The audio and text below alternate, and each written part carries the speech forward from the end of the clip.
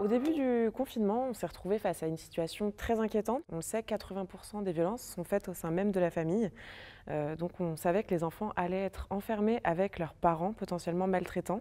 Et donc on s'est demandé comment ces enfants pouvaient nous alerter en cas de situation de maltraitance. On avait trois choses en tête. On savait qu'en fait, les enfants passaient de plus en plus de temps sur les jeux vidéo, notamment pendant cette période.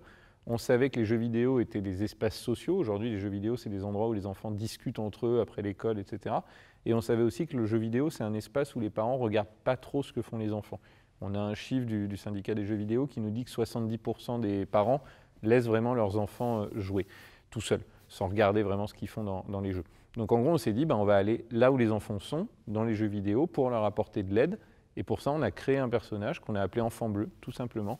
Et ce personnage, il était là pour aider les enfants et pour recueillir leurs paroles. Ce qui était important en fait, dans cette opération, c'était deux choses.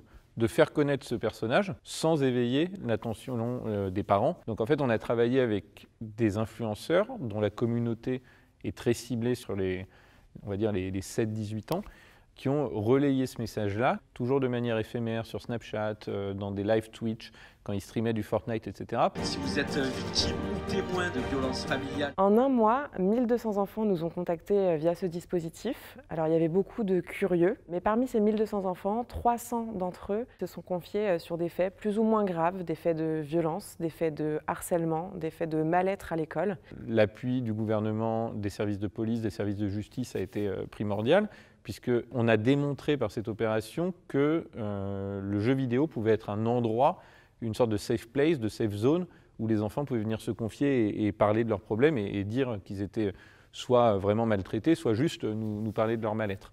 Donc sous l'impulsion de l'association, on a créé une task force regroupant un peu toutes ces parties prenantes, le syndicat des éditeurs de jeux vidéo également. On va probablement le travailler à l'Union européenne, puisque l'opération a été récompensée par Europol d'un Innovation Award, ce qui nous permet aussi d'aller porter ce sujet, qui n'est pas un sujet franco-français, et d'aller porter ce sujet au Parlement européen. Au-delà des enfants qu'on a pu accompagner pendant le dispositif, ça nous a aussi permis d'être plus connus. En 2019, par exemple, on a ouvert 1200 dossiers. En 2020, on en a ouvert quasiment 2000. Et depuis, on note une augmentation des appels. On était à 200, 300 appels par mois avant l'opération. On est aujourd'hui à 600, voire 800 appels par mois.